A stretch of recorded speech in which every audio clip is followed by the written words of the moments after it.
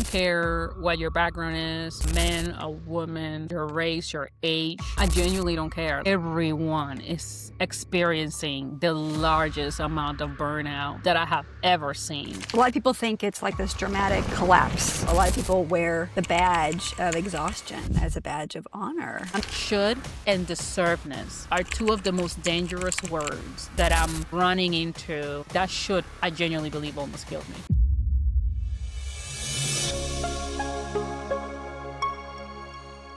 Hello, everyone. I am so excited for coffee and coaching sessions. And, we're going to be having these every 2 weeks now. So we started with once a month, and now we're going to do these every 2 weeks till the end of the year, which is super exciting. And the best part is oh my God, the quality of coaches that we have here to talk. And it's all people that I could talk to for hours about their subject matter and even more. And Tammie's here with me today. Tammie Rising, which I think she has the most powerful name in the face of the earth. I'm love it. You were born to be a coach, Tammie. I don't know if you know that, but that's what your name says.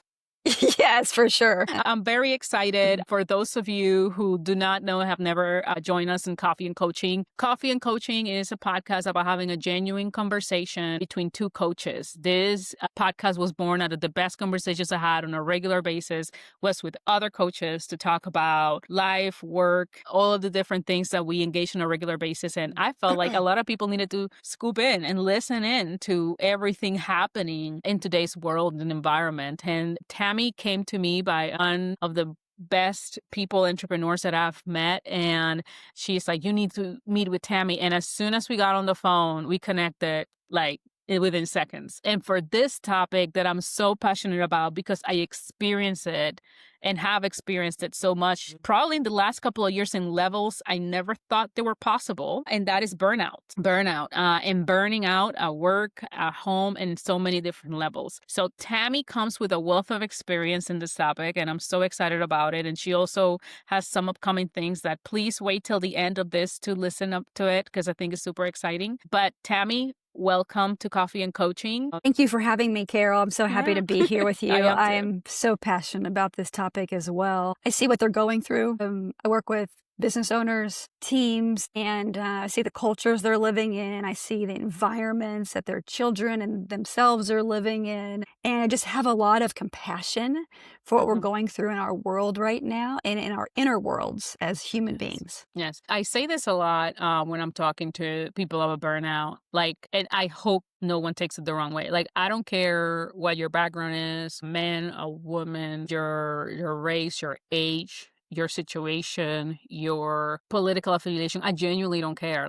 Everyone is experiencing the largest amount of burnout that I have ever seen. I get clients from all walks of life, and I get a 20-year-old that is going through the biggest stresses of their lives, as well as I get a 62-year-old 3 years from retiring, and then she's like, I just got laid off. I'm 62. I got 3 more years left in me. And it's not just work related. When you're seeing burnout happens, right? What are some of the common denominators that are happening around them that will lead to burnout? Because burnout is an after symptom, right? A lot of people think it's like this dramatic collapse where it happens just all of a sudden. Burnout really kind of sneaks up slowly with us. It can look like slowly a lack of motivation for things we used to enjoy. It can look like really not wanting to get out of bed. I've had clients say, I just want to stay under the covers today and not even face the day, the demands. Adulting is hard. I stay here. I can see.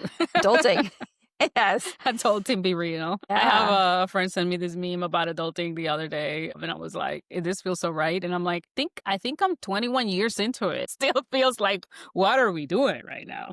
Kids have it. My son checks me on this all the time. When I stop playing, when I stop being lighthearted, when I start getting really into the pressure and the seriousness of life and adulting and work, and he checks me on that regularly. So, he's an emotionally woke kid already. Yes, he is. He's 9. That's awesome. Just turned 9. Yes. Wow, that's beautiful. Yeah, I feel like my 11-year-old, my daughter, she is also very emotionally aware. To the point it's very eerie. I'm like, oh my God. Okay, I guess, I raised you a little bit. I don't know where you get these learnings. I don't, she might be listening to our coachings on a regular basis, which is Yes, they pick it up. They do. Well, the emotional component is actually part of the burnout. So it's that inner world. And when it sinks up slowly, it's really caused by our conditioned thinking of what we think we should be doing, how our worth. I'm just going to dive right in, Karol. I want you to. I want you to. Please. How our worth is tied to our productivity, right? These are the mental, emotional patterns that we learn to believe. And take on, and then our work and our way we live, the actual behavior that we have is the response to those inner drivers, those inner voices, so to speak. A client of mine was concerned about how much her kid wasn't doing or was doing. And that can, for a lot of us parents, we're thinking about what our kids should be doing or shouldn't be doing. And we're adding extra loads of pressure on top of that, on top of our existing pressure of our own work and life and maintaining our well-being or getting back to well-being. So it's really that inner dialogue that we have, that inner critic that can cause us to work harder. And do more. Yeah. So for everyone listening, this is truly a conversation that just fluids in the moment. So you said some things that I'm going to have to go deeper on because you got me. The word should. And I think our upcoming topic on September 9th, no, we have another one. Then we have a September 9th topic on boundaries that at some point I think also we will talk about here because it's important. But I think that should and deservedness are two of the most dangerous words that I'm running into with a lot of people suffering during some of the Layoff to Clarity program attendees or prospects. I deserve this and I should have this and this should happen. And in your case, you brought it up in terms of children, right? And I literally had a conversation this week with someone that their son took a decision that was very long-term, harmful for him and the family, and he just made the decision and the family's stressing out about it, and I think he's just fine with the decision he made. But we put this shoulds in our minds, the life that I should have because I worked hard for it, or because and I don't know if deservedness is the right word for this one, but it just feels like it's in the same realm. What do you think? Yeah, I think should goes with deserve, that we deserve something else. Is that what you're saying? Yeah, because I think there's a lot of that word comes a lot I deserve to have X. And then we put this immeasurable amount of pressure to get what we deserve. And these expectations keep rising because I deserve to be X. And nothing around you is telling you that you have to do that or you have to achieve that. Or then even that deservedness turns into other people don't deserve to have the things that I have, right?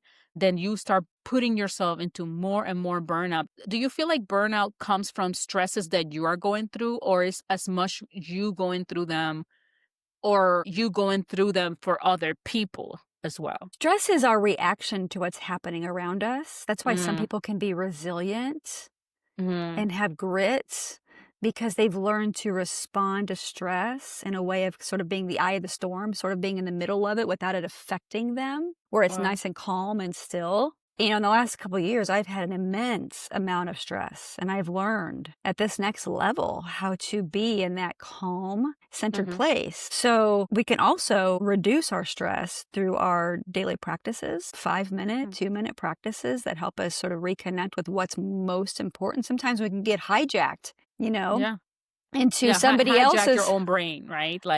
A way to because think about it like a machine. And I think that's what you were talking about, some of the symptoms that happen after the burnout. So the stress is external, comes from the outside, and it comes through either as a thought. And as you're speaking, I'm learning, right? So it could come through as a thought or a behavior, but it is stress, when it comes from an external form. And that's, I think, where I was going with the part of shoulds, right? Because should, in my mind, sorry, I'm going back to that because it's such a big word that you said. Should is dangerous to me, at least based on my experience, because I think a lot of my burnouts came from shoulds. I should be a great mom all of the time. I need to be 100% present for my kids.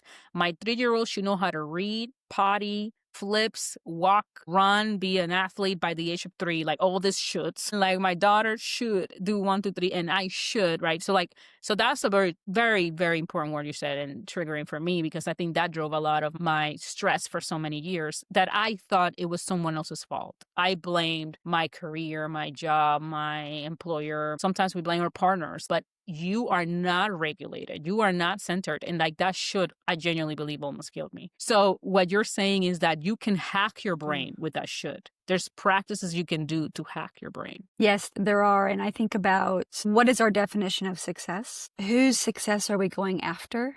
Right? That's where that's sort of the antidote to the shoulds. Like, let's get really clear. Oh God, that's good. What's so important to us. And if we're going after a success that isn't truly ours, it just more feeds our ego or gives us this sense of worth. If we have X number of clients, X number of revenue, X number of appointments on the calendar. A lot of people wear the badge of exhaustion as a badge of honor, because we're really driving towards something we think will bring us success and fulfillment. Yep. What I find is on the inside, we're just really disconnected from what matters most. And there's nothing wrong with driving towards external success. But when we're not connected and grounded in what's truly important to us, that's where that burnout happens very quickly. That burnout happens more. And for the record, we are an all-time high in burnout, and we're doing our research especially for managers and middle managers right now. I can say most of it is external. I want to say all because it is all, but how we react to that external stress, that's the only part we have all of the control on. And I think that, one of the things that is coming to mind, and I really want to go deep into why burnout keeps coming back. And I think that's something that a question I have in my mind. Because I'm like, I feel like I should solve the burnout today. I should have no more burnout for the next 3 months. I'm like, I did it. I solved it. And now it's coming back, right? Why does that keep happening? So we can go on vacation for a week or 2 and feel amazing. Why is that? Why do we go on vacation and feel amazing? And then you don't want to come back to work. Not at HiK Trainings, but I have felt that before with other employers. I'm like, I'm going to go back on Monday. Yeah. Yeah. I mean, we've relaxed. We've let go of some pressure for those that actually disconnect from work, at least mostly. Yes. Right? We can go on vacation and not disconnect from work. And so that feels kind of like a pressure because we're trying to be present with our family or trying to enjoy this amazing destination. And yet we're still really sucked in. Yeah. So that's where this boundaries piece comes in that we might talk about later. But we come back and we are the same person. We might have had a break, a rest, and sometimes that's really helpful to addressing burnout.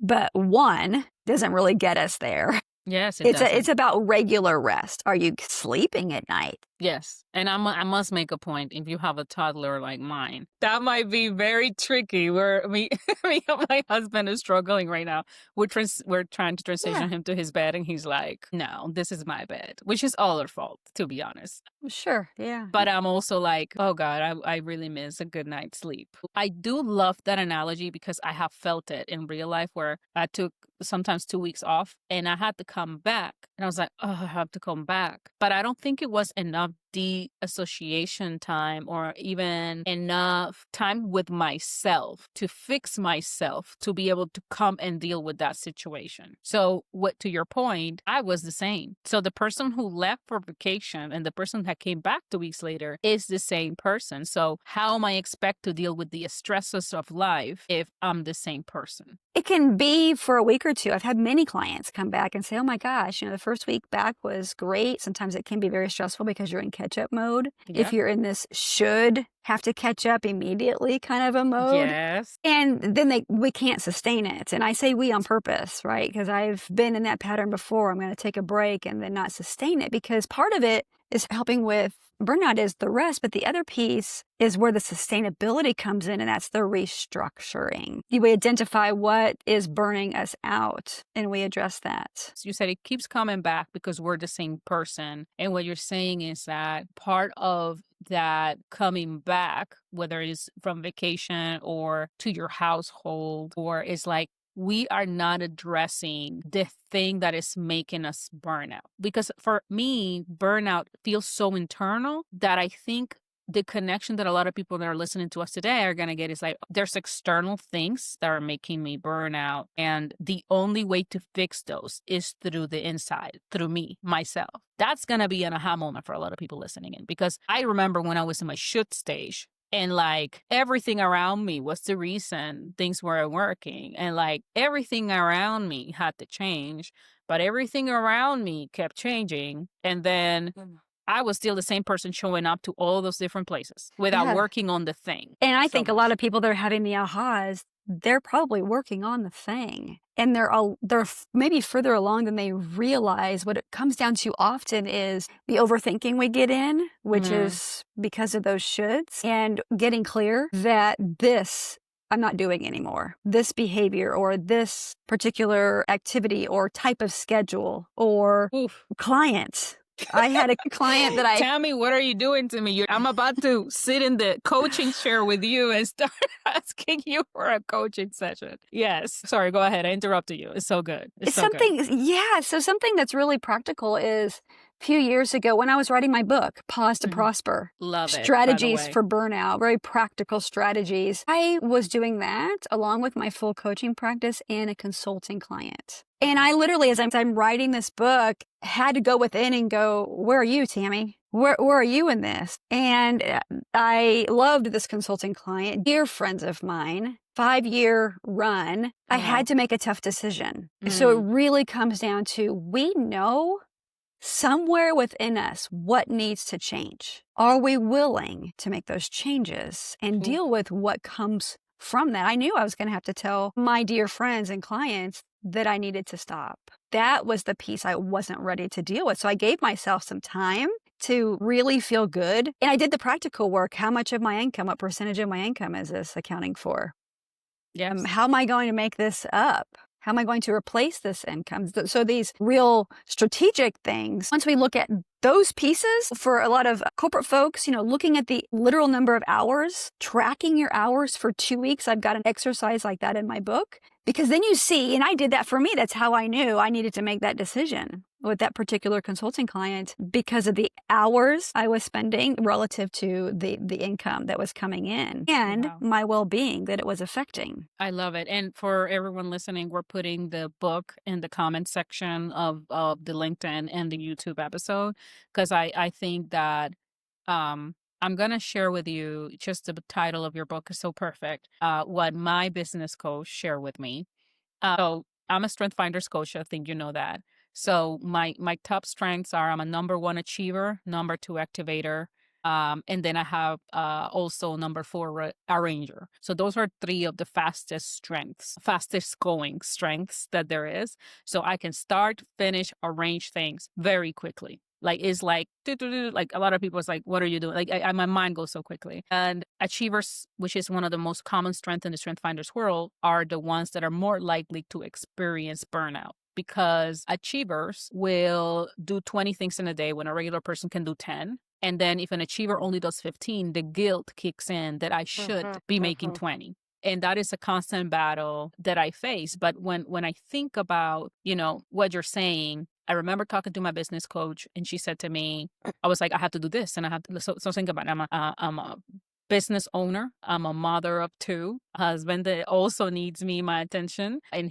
believe me, he's also an entrepreneur. So it makes it way easier, because we talk about business very often and all the time, and it's super fun. But like, still, like, we are a couple, right? That requires time. And like, I have family and friends that also need time, right? And like when I had the conversation with her and my business and the demands of my business and like everything that I was like struggling with, she asked me when I was going to just pause. And I'm like, there's no time for pausing. I can't pause. I have to keep going. I have to keep it going, right? Especially when I was working full-time in corporate, while HiK Trainings was just working on the sidelines. And then I still remember she was like, pausing is part of the process, and your lack of pausing will delay the process. And let me tell you, Tamie, she's one of the best coaches out there. I still feel the smack from that comment.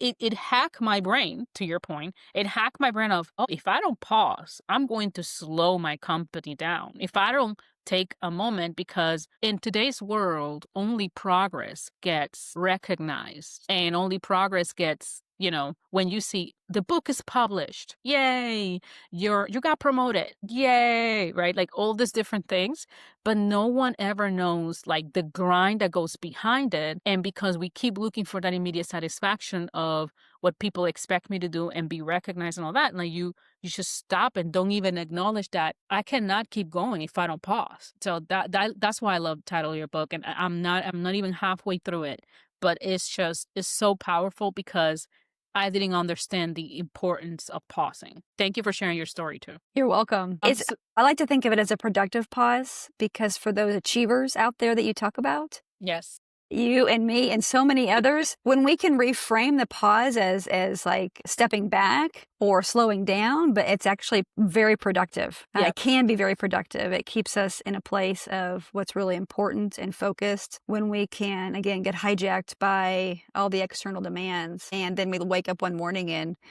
we're burned out.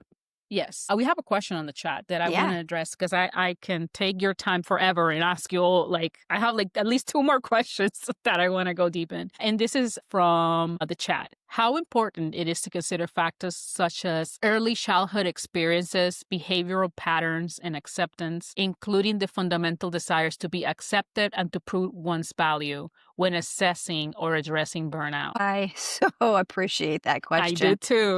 That is the core of what we're talking about here today. And it is very important. If we want to end the cycles of burnout, because we're all human, we're going to be in burnout. We're going to have those It's going to happen. It's going to happen. If we want to end the cycles of that, we must address the early childhood, the conditioned thinking, beliefs about how we should be, how we should live, what we should want, how much we should work, right? To change that. Yeah, that is so interesting. Now this comment and what you're saying got me going back in my head. I'm really trying not to turn this into my coaching conversation. You're so good at this because this is for me and I know many people that in middle management America that are struggling with it, and individual contributors.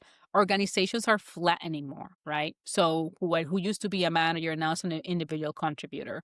They're struggling with how much I did versus how much I do now. I can think about mothers, like women at our all-time burnout, but also women are exiting the workforce at a faster rate than any other person try to start doing their own thing or to step into the caretaker world more and just spend more quality time with their children. I think a big part, and I will add the research to the chat as well, a big part what I believe this is happening is because I think that we have gotten to the point where a lot of people are realizing the expectations are not measurable anymore. Like I cannot, like the way the world is moving, I cannot in genuine mind, like meet those expectations. And now connecting this to our childhood. And I think about big sibling syndrome, right? Where the big sibling typically carry the most amount of guilt and responsibility from every other sibling and how that shows up in their adult life. Though that's like one of the things that came to mind first. Or some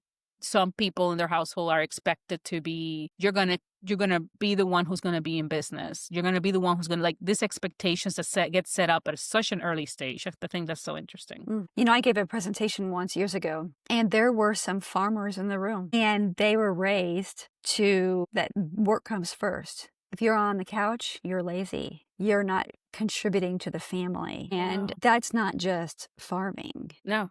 That's not just farming. And farmers are one of the most hardworking people in the world, like in the love that they have to put into what they do. And I can see that. And when you say it's not just farming, what other industries have you seen that in? Well, it's the permeation of our thinking about what is most important and what should come first. So any industry, I see it everywhere. Yeah. Do you think America probably has even more of that mentality than other countries, or have you seen it throughout? I think so. We see a lot about other countries who have shorter work days, who have a different idea about education. I can get into my own habits as we're talking about kids. Here's a simple example of how we instill these values in children of work first, work hard, play is earned kind of a thing.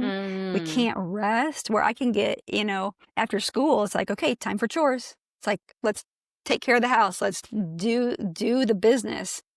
And Nice. I can find I need to do myself. that with my kids. Well, I can find myself, but see what I'm shifting, and every, Yeah. we can all parent differently, and Yeah. there's No, value I'm in all trying of it. to implement that now. With my parents, it was very much like school. It's like your reflection of who you are is based on your school performance, right? Yes. Yeah. So for me, my Yes. parents showed up that way. And my husband's probably way more into that than me, like, school and grades. Like, and my daughter is naturally like, I'm going to get A's. I do not put that on her at all. I haven't ever. And to the point where I tell her, it's like, it's okay for you to have a B sometimes. Like, she looks at me, it's like, no, it's not, and she did not get that from me. So, but it's because I experienced the after effect of my worth is based on my school performance. Yes, our worth is based on how much we get done around the house, how much Yep. we perform in school. And so what I have been doing is following my son's body's needs. After school, it isn't going straight to chores lately. Yeah. Nice. School's actually just starting tomorrow. So we'll Good. be back. Mine's a week. Yeah.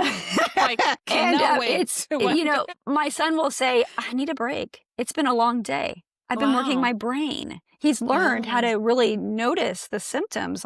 And so I'll say, yeah, let's take a break. Let's play. is Let's so rest. So my goal, because he is so driven, like you're talking about, like with Yes. your daughter, he's so Yes. driven. I feel like my job is not to drive him more, is to Yeah. help ground him and teach him Yes. this idea of the value of resting. Yes.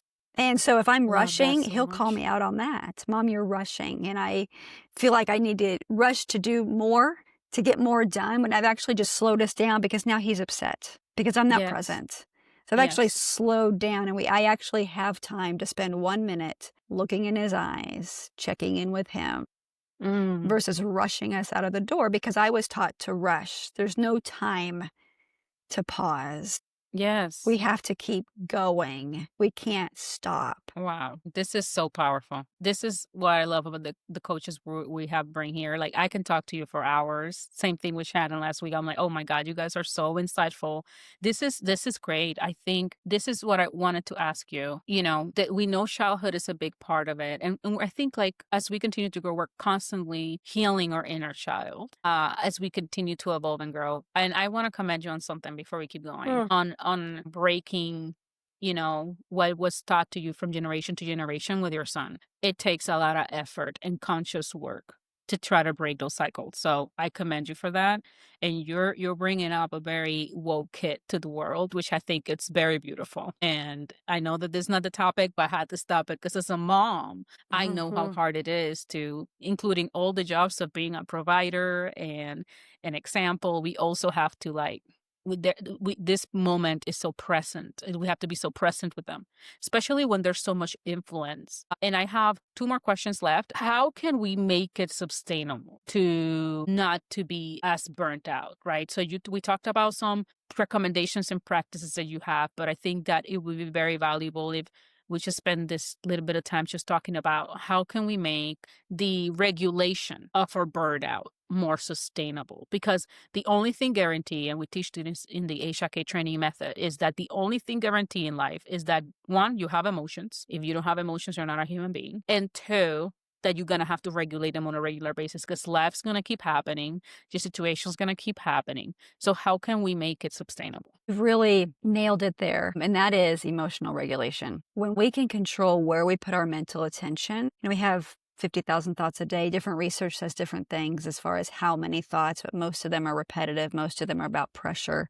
Most of them are back to what we talked about before, what we should do, about what we're not doing right, about who thinks what, about who's posting this on social media, and where I'm not in my business or in my motherhood or in my life or in my income, all those thoughts. So when we can be aware of what we're thinking, and because there are things we can't control, and that is where we put our attention.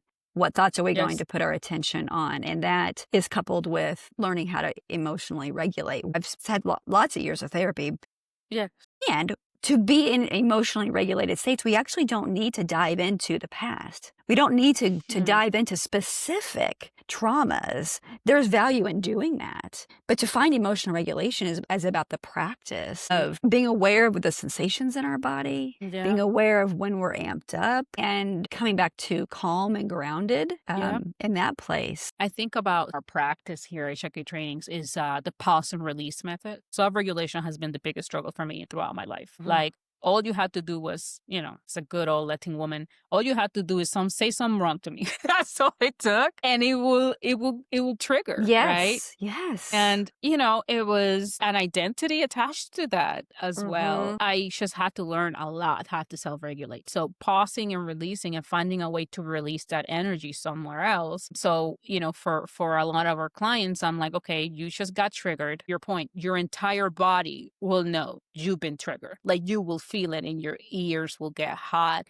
your mind, right? Some people have a shorter fuse than others. That means you're less self-regulated than others. So, and that release, to your point, comes down with a hacking of the brain. What are some of the practices, and I can share some of the ones that we share here, or some of our coaches do, but like, what are some of the practices you teach on that hacking of the brain? On what are some of the things that you do for that pausing and then that hacking of the brain? There's so many. And the idea is to find what works for you and try different things. Yes. What works for you, that's because it works differently for everyone. It does. And in different times in our lives, something may work differently. Yeah. Telling my child to take a deep breath is not going to work for him. It's just going to make him more angry.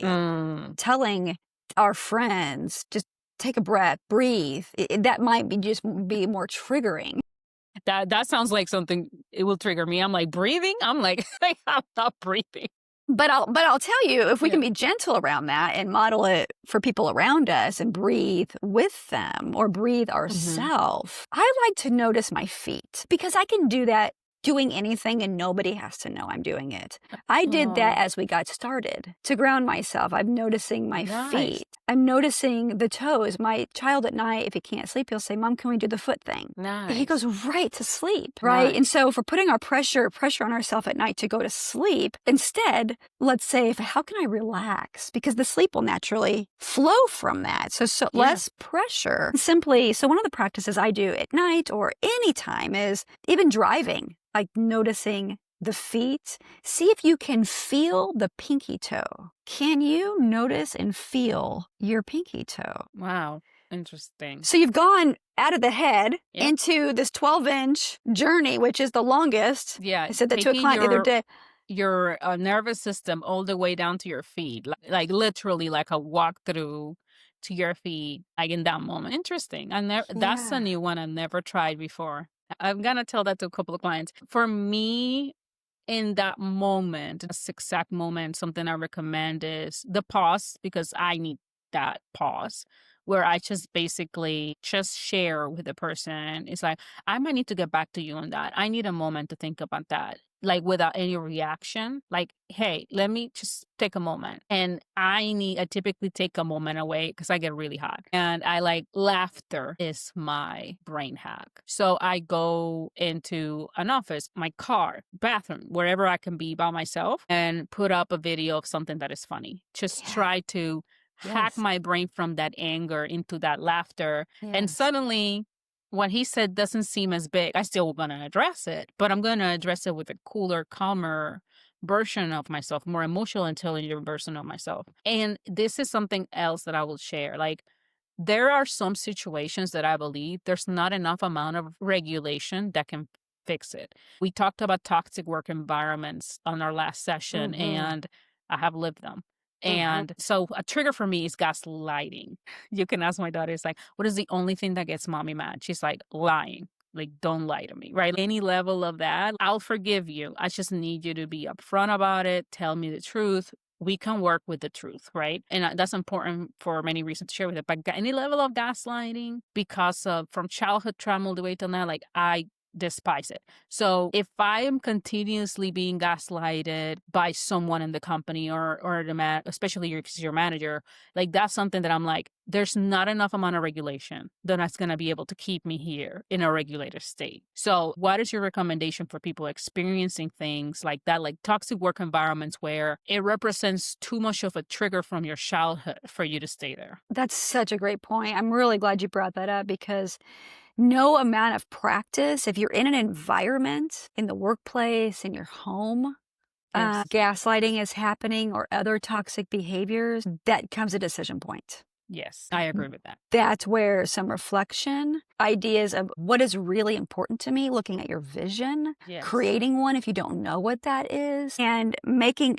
what could be a very difficult decision Yes. for ultimately for your own well-being. Long term. Because Long term, looking at long term. And if you're new to the organization, it could be getting used to things. But what we've also not been taught, this goes back to the chat's question around childhood, is we've not really been taught to trust ourselves. Ooh. We've been taught, oh, you're fine. Oh, it's really okay. And that's partly gaslighting, where we're not asking our children, or what we weren't asked, this is really true for you. So we start to question our own reality, and we can live in those environments in toxic workplaces. Tammie, you are incredible. This is so real because I work with a lot of people in some corporate work environment. It's funny because like I see them questioning themselves. It's what I did. I might need to work better. It's me. Like they go back and like just like a freaking, bad relationship, like a real love bad relationship, like